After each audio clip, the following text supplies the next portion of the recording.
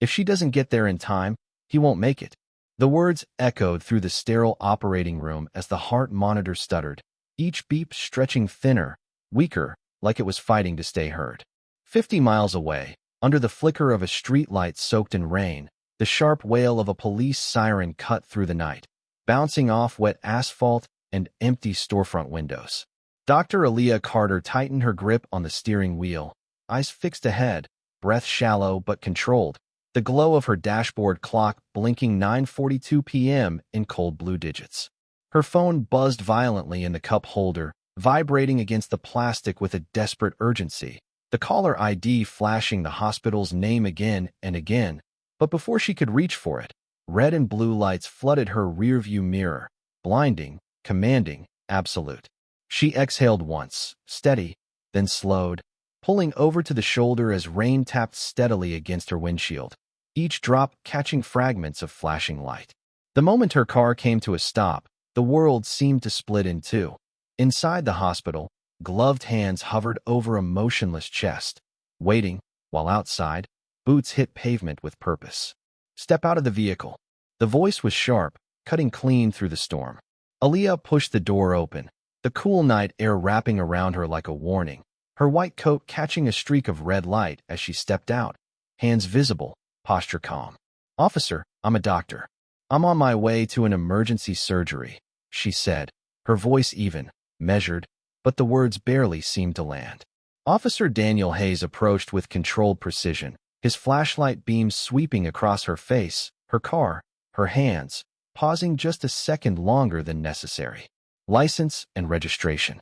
No acknowledgement, no urgency mirrored back. Just procedure.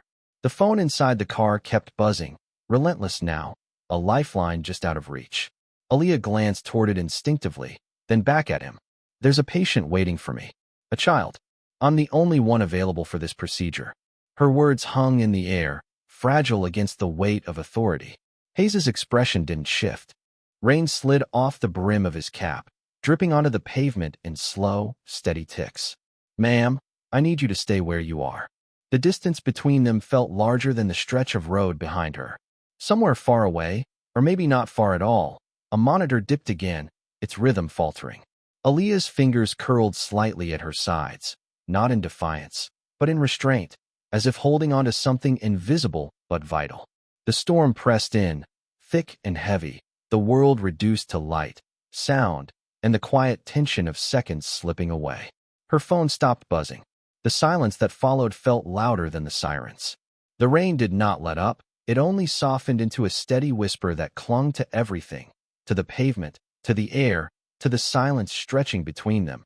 And Aaliyah stood there with her hands visible, fingers slightly curled from the cold, her pulse steady, but her mind moving faster than the storm around her as she watched Officer Hayes circle the front of her car, his flashlight beam gliding across the hood, the windshield, then back to her face like he was searching for something that did not match what she had already told him.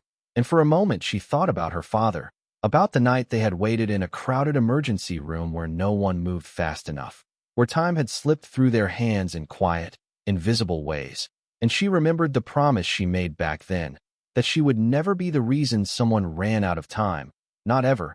And now here she was, standing still while seconds kept moving somewhere else, somewhere that mattered more than this road, more than this moment, more than anything. And she inhaled slowly, letting the cold air settle her voice before she spoke again, softer this time but firmer. "My identification is in my coat pocket, left side, and my medical badge is clipped inside," she said carefully, not rushing, not challenging, just offering, because she understood how quickly tone could be misunderstood, how easily calm could be mistaken for resistance. And Hayes stopped in front of her again, his expression unreadable. Under the shifting light, rain tracing faint lines down his jaw as he extended his hand. "Go ahead," slowly, he said, and she nodded once, deliberate, controlled, reaching into her pocket and pulling out her wallet, then her badge, the plastic catching a flicker of blue and red as she held it out toward him, and for a second, just a second, she saw his eyes pause on it, not long enough to change anything, but long enough to register that something did not align with whatever assumption had formed when he first saw her car, her speed, her presence on this road. And still, the procedure did not break. He took the items, glanced over them, then back at her, and the distance remained unchanged. "Why were you driving that fast?" he asked, his tone flat, procedural, like the answer had already been decided before the question was asked. And Aaliyah felt the weight of that question settle in her chest, not heavy, but familiar, the kind of weight she had learned to carry without letting it bend her. And she answered the same way she had learned to survive. Rooms that did not always see her clearly, with precision and restraint. "Because someone is waiting for me on an operating table right now," she said, her eyes steady, not pleading, just stating. "A pediatric cardiac case. I am the attending surgeon." And the words hung there, clean, undeniable, but still not enough to shift the rhythm of what was happening. And Hayes glanced briefly toward her car again, toward the silent phone now resting in the cup holder, no longer vibrating, no longer calling. And something in that stillness felt wrong, like a door had just closed somewhere far away, and Aaliyah felt it too. A quiet tightening in her chest that she did not let reach her face, because panic would not help. Anger would not help. Nothing would help except staying exactly as she was, grounded, present, unshaken, even as the seconds kept slipping past them both, unnoticed by one and counted by the other. Officer Hayes did not move right away, and that stillness carried a different kind of weight now, not loud, not aggressive, just firm in a way that suggested he had done this 100 times before and expected the moment to unfold exactly the same way every time. And yet something about the badge in his hand kept pulling his attention back, his thumb brushing lightly over the printed name, the hospital logo, the worn edge of the plastic as if trying to decide whether it fit the picture he had already formed. And Aaliyah could see that hesitation, small but real, like a crack in something otherwise solid. But it was not enough. Not yet, because procedure had its own gravity, and it held him in place, guiding what came next. "Sit tight for a moment," he said, stepping back toward his patrol car, his voice controlled, neutral, already moving on to the next step before the last one had truly settled. And as he walked away, the space around Aaliyah seemed to widen, the road stretching longer, the distance between her and the hospital growing in ways that had nothing to do with miles and everything to do with time. And she stood there, alone now in the rain, her coat slowly darkening as the water soaked through the fabric, her breath steady but deeper, measured in a way that kept everything else from slipping, because she could feel it, the edge of urgency pressing closer, sharper, no longer distant, no longer abstract. And somewhere in her mind, uninvited but clear, came the image of a small chest rising and falling under surgical lights, a team waiting, hands prepared but unable to move forward without her. And she did not imagine fear, she imagined silence, the kind that settles when no one knows what to do next, and she would not let that be the ending. Not if she could still reach it, not if there was still time. And behind her, inside the patrol car, Hayes keyed his radio, his voice low as he read off her information, the name, the identification number, each word spoken into the static like it needed to be verified by something beyond what was already in front of him. And the response came back faint at first, then clearer, confirming, matching, aligning piece by piece until there was no longer a question of who she was, only a question of what that meant for what he had already done. And he looked up from the dashboard, through the rain-streaked windshield, back at her standing under the flashing lights, not pacing, not arguing, just waiting. And for the first time, the scene did not look routine. It looked interrupted, like something important had been paused in the wrong place. And outside, Aaliyah closed her eyes for a brief second, just long enough to gather the noise inside her into something quieter, something she could hold on to. And when she opened them again, she did not look at the lights, or the road, or the car. She looked straight ahead, as if she could already see where she needed to be, as if distance was something she could will away, even as the seconds continued to fall, one after another, unheard by the storm, but counted by her all the same. The radio inside the patrol car crackled again, sharper this time, cutting through the steady rhythm of rain like a signal that refused to be ignored. And Hayes leaned closer to it, his hand hovering just above the console as the dispatcher's voice came through, more urgent now, layered with something that did not belong to routine traffic stops. "Unit 12, confirm location." We have a priority medical request tied to that name. And the words landed differently, heavier, as if they carried consequences that could not be undone.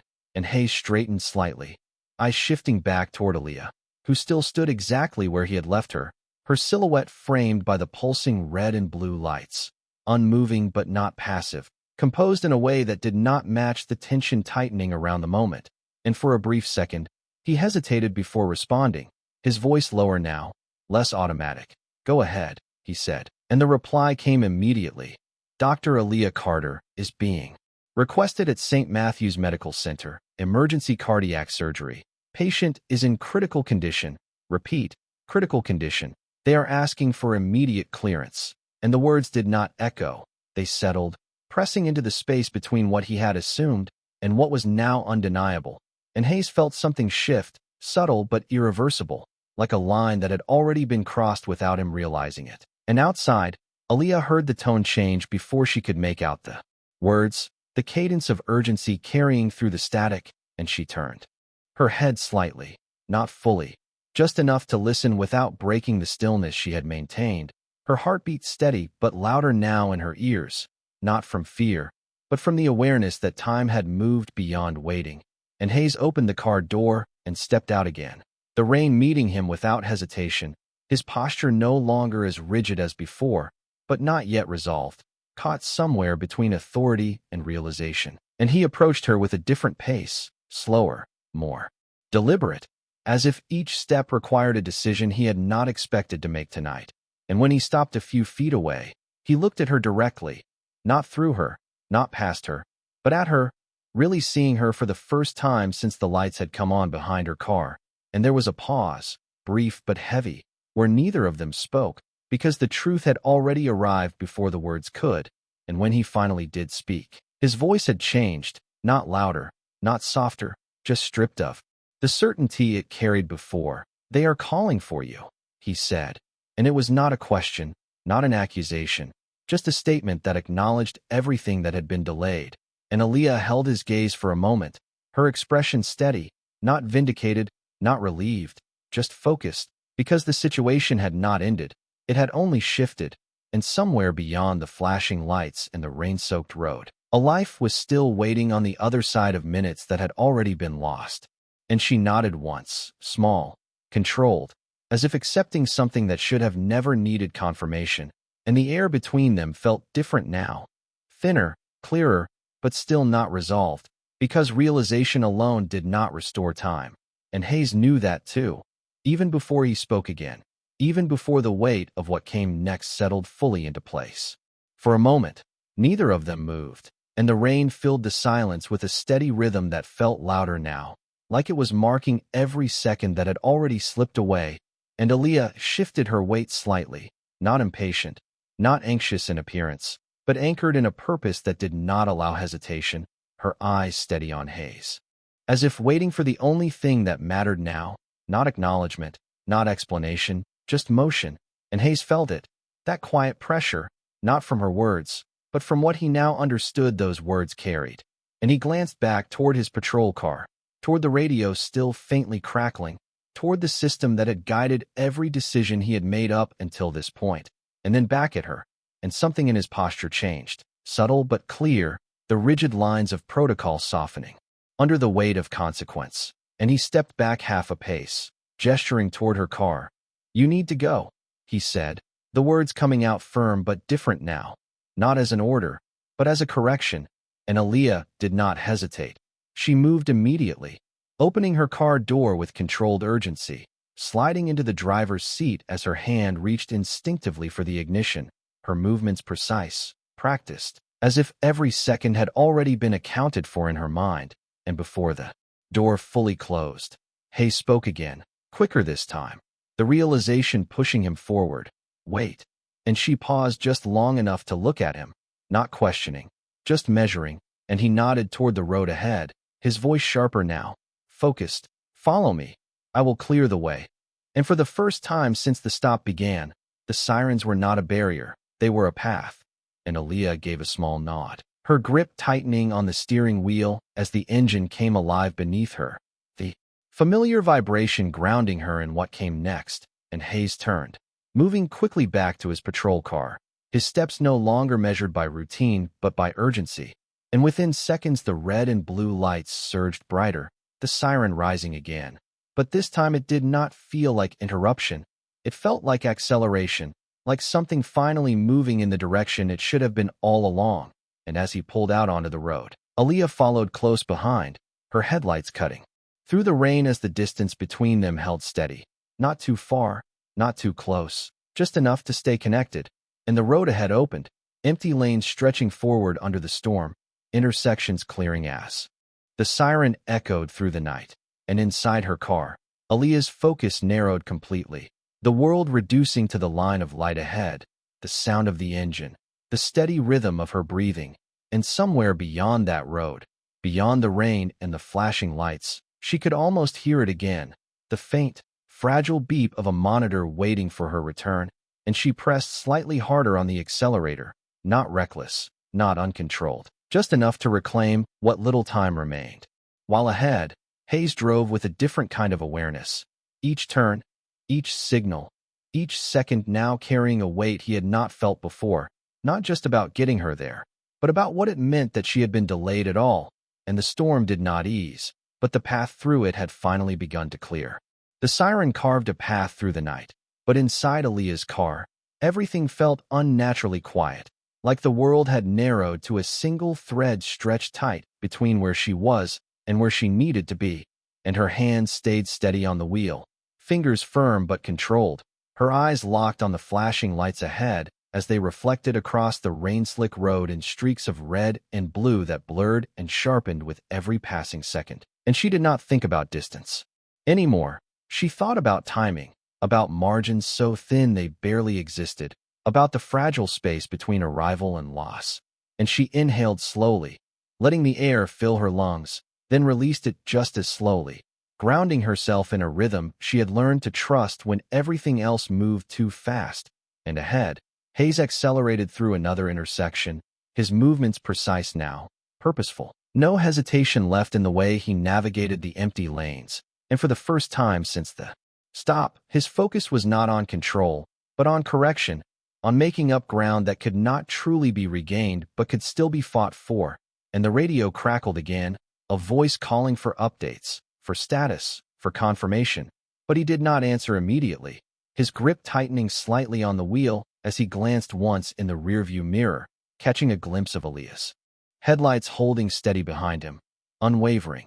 And something about that steadiness stayed with him, the absence of panic, the absence of anger, just a quiet, unshakable focus that made everything else feel louder by comparison.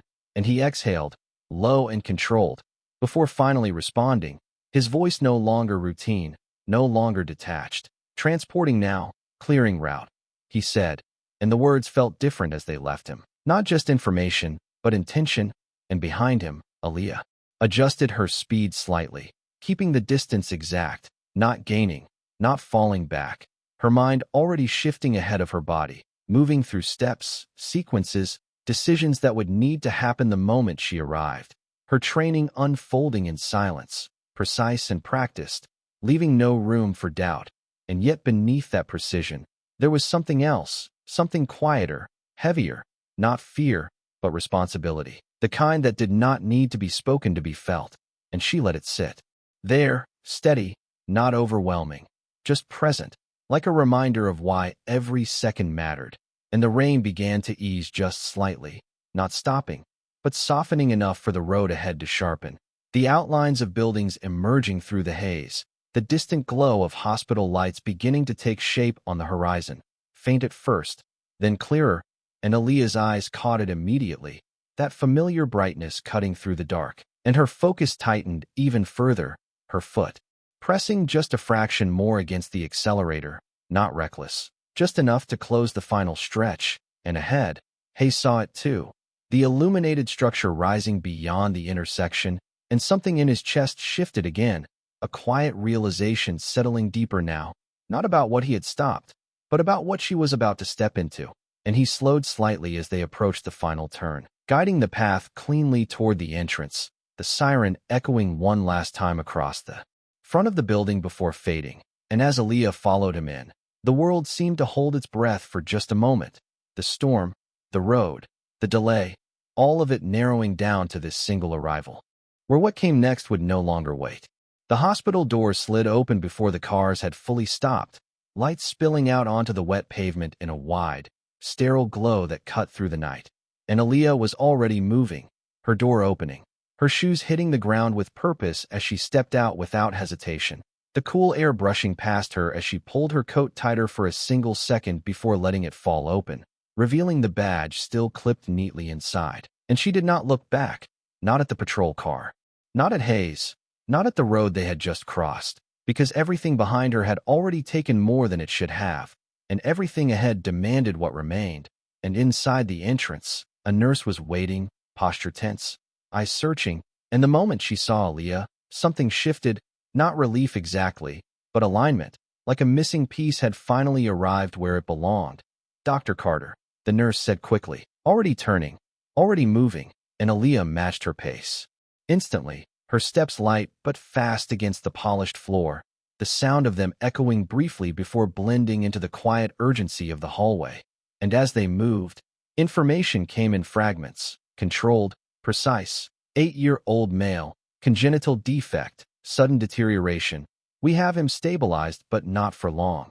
And Aaliyah listened without interrupting, her mind already assembling the pieces, mapping out what needed to happen before she even reached the room, her expression calm, focused, unchanged by the rush around her.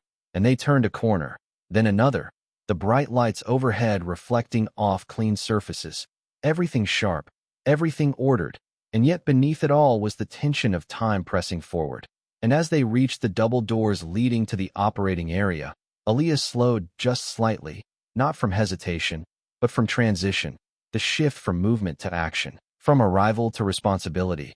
And she stopped for a fraction of a second, her hand resting against the door, her eyes closing briefly, not in doubt, not in fear, but in alignment, like centering herself in the exact place she needed to be. And then she pushed through, stepping into the controlled brightness beyond, where a team was already waiting, their movements efficient but incomplete without her. And for a moment, just a moment, everything paused as she entered, not visibly, not dramatically, but in a way that reset the rhythm of the room. And she moved forward, removing her coat, handing it off without looking, her hands already reaching for gloves, her voice steady as she spoke for the first time since arriving. "Status." And the answer came immediately.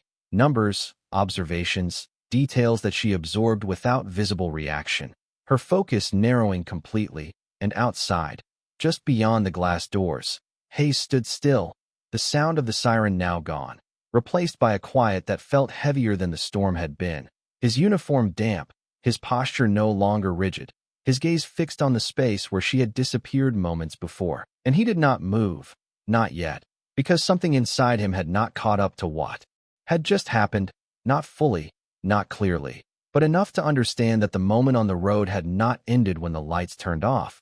It had followed her inside, and now it stood with him there, in the silence, asking for something he had not expected to give.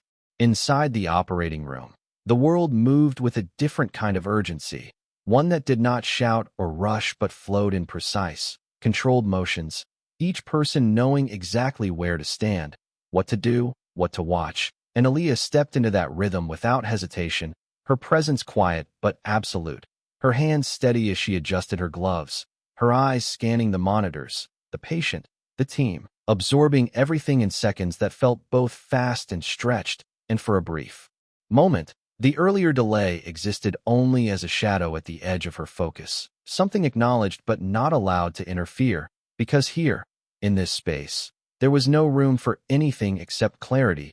And she leaned slightly forward, her voice calm, measured, guiding without force.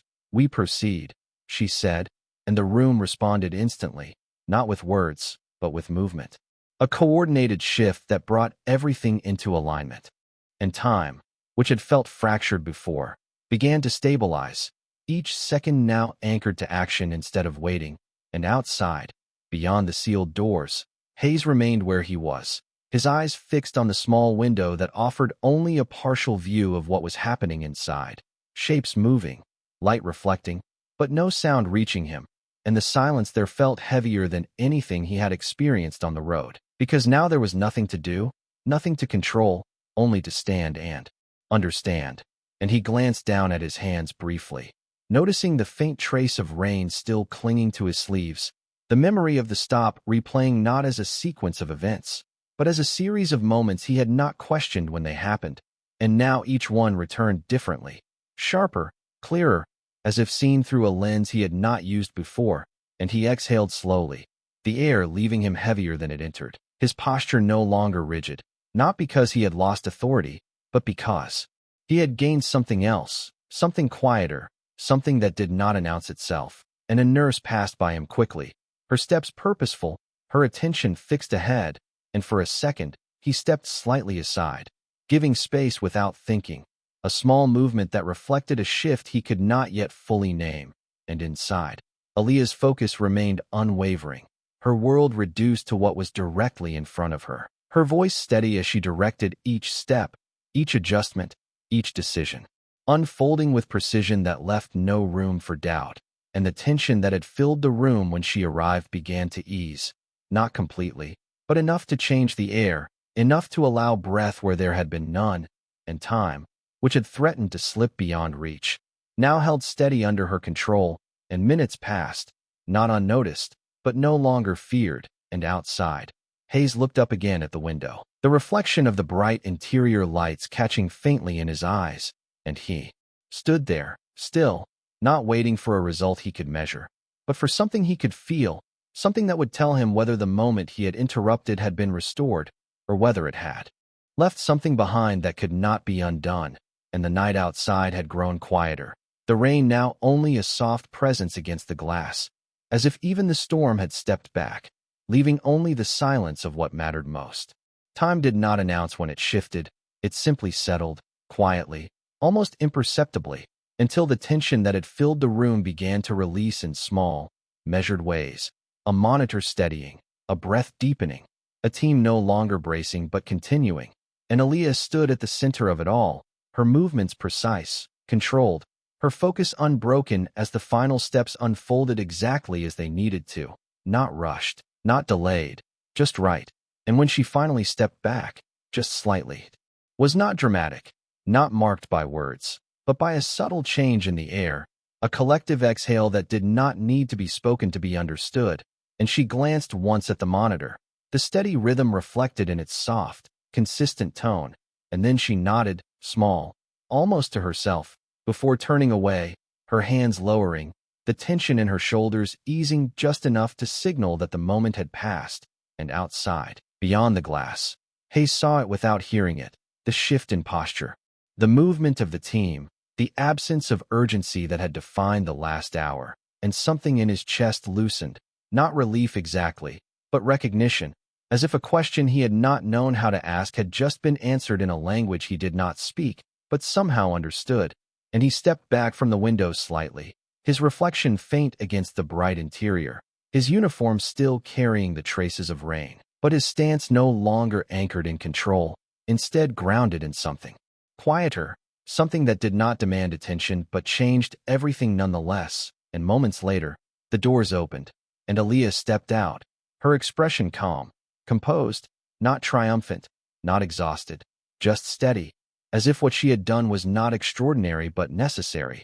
And she removed her gloves as she walked, her movements unhurried now, her presence carrying a different kind of weight, one that did not need to be asserted. And she noticed him then, standing a few feet away, still, waiting, and for a brief second, their eyes met, and there was no accusation there, no demand, just acknowledgement, clear and direct. And Hayes straightened slightly, not out of habit, but out of awareness, and he opened his mouth as if to speak, but the words did not come immediately, because what needed to be said did not fit easily into the structure he was used to. And in that pause, Aaliyah gave a small nod, not dismissive, not forgiving, just complete, as if the moment between them had already resolved itself in a way that did not require explanation. And she turned to leave, her steps quiet against the polished floor, moving past him without hesitation, without looking back, and Hayes remained where he was, watching her go for a second longer than necessary, before his gaze dropped slightly, his hands resting at his sides, no longer tense, no longer searching for control. And the hallway settled into silence again, the kind that did not feel empty, but full, carrying the weight of what had happened and what had been understood. And outside, the rain had stopped completely, leaving the pavement dark and still under the glow of distant streetlights. And for the first time that night, there were no sirens, no flashing lights, no urgency pulling at the edges of the world, just a quiet, steady calm. And somewhere beyond the walls, beyond the moment, life continued, not because of power, not because of authority, but because someone had shown up, even when the world had tried to slow her down. And in that stillness, the truth remained, unspoken but undeniable.